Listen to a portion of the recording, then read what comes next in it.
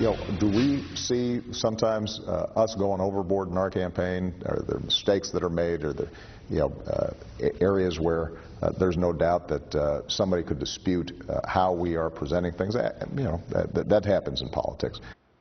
Well, that was President Obama admitting to CBS's 60 Minutes that his campaign has gone overboard, quote unquote, in some attacks against Governor Romney.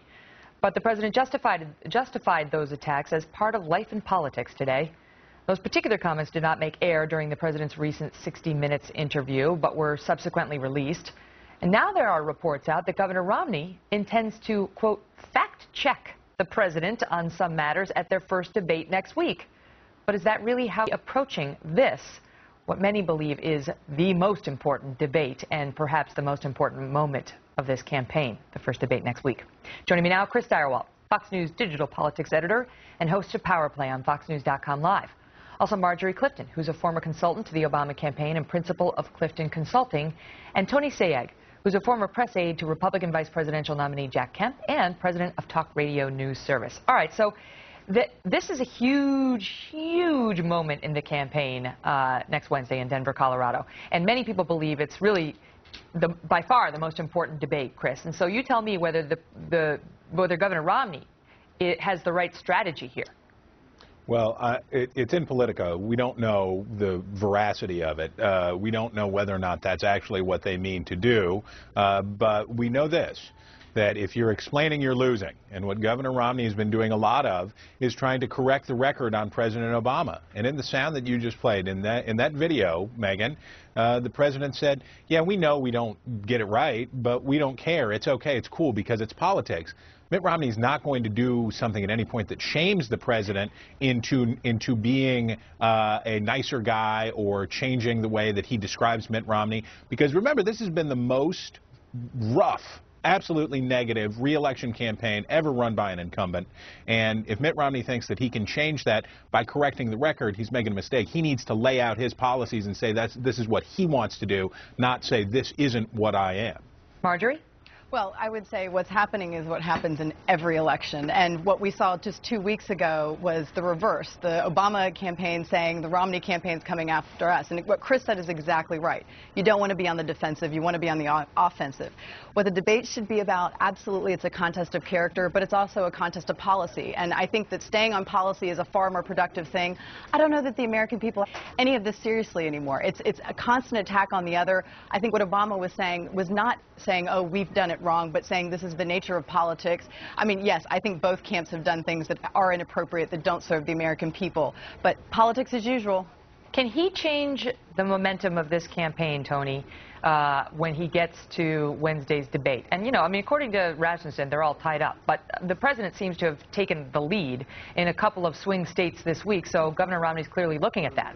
Well, what the president's taking the lead in the most effectively, Megyn, is what my two colleagues have basically said, which is putting Governor Romney totally on the defensive, which is not where he needs to be with the economy being what it is. And that is why it's so critical in this debate, while he's on the same stage as President Obama, no real, other than Mr. O'Leary, no real filter in between, for him to turn around and say, Mr. President, how can you really make an affirmative case that we are better off than we were 4 years ago? And more importantly, how can you promise the American people we're going to be better off 4 years from now if all you're promising is more of the same? It has to be very assertive. It has to be very pointed. But he has to stick to some sort of discipline. This is the problem now when you feel that you're behind, is that you start to scatter all over the place. Governor Romney really needs to be focused on his message. You know, Chris, there's a really interesting article in GQ talking about debates and talking about how, from those who know, talking about how neither of these two guys is actually particularly good at them. Now, contrary to what a lot of people believe, because they're kind of smooth, they're politicians, but they're not the gifted, Bill Clinton kind, who you're going to go out there and is going to wipe the floor with somebody because he connects and papa. So you tell me whether when we listen to these two guys Wednesday night, it's going to be about how they convince us who's got a better policy, or whether it's going to be just about a moment like avoiding a gaffe, like Al Gore sighing.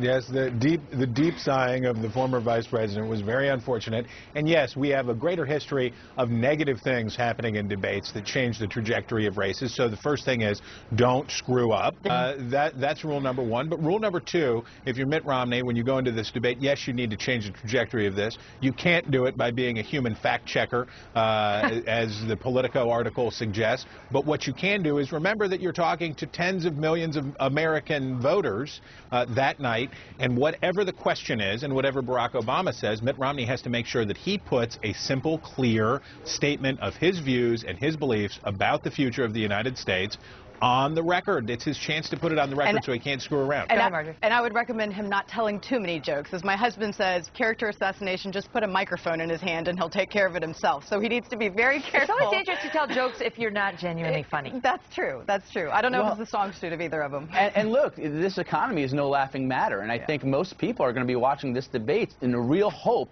of who they feel they can trust this economy in the hands of for the next 4 years. And that is frankly why I think Governor Romney seriously overperforms what some of these very skewed polls seem to indicate, because the American people know that they are in trouble, that our economy has not been rescued 4 years of these policies. Well, but the president's approval ratings on the economy have been going up. Well, that's if you totally subscribe to the whole metrics of these polls. But the bottom line is, Megyn, you do have a situation where Governor Romney still has a lot of time. Look, Reagan changed the entire trajectory of his race against Jimmy Carter because of the debates. He did. As Chris pointed out before, and I will give you that point, Bush Tony. But I'll give you this question as well, Tony. Is Romney like Ronald Reagan? Look, I don't think people thought Ronald Reagan was the great man he was at that time either. There were a lot of misgivings Mitt Romney in 26 about debates. Ronald Reagan. But Reagan at least was an actor. He at least was able to perform. Let me tell you something. I was covering the debate in which Mitt Romney manhandled Newt Gingrich in Florida. It was a real important moment for him. He showed he was capable of doing it. He was totally capable of doing it. He certainly can. But okay, but here's the thing. And we talked about this at one point earlier, Chris, I think. Mitt Romney did very, very well in that one debate against Newt Gingrich, and then he fired that debate coach.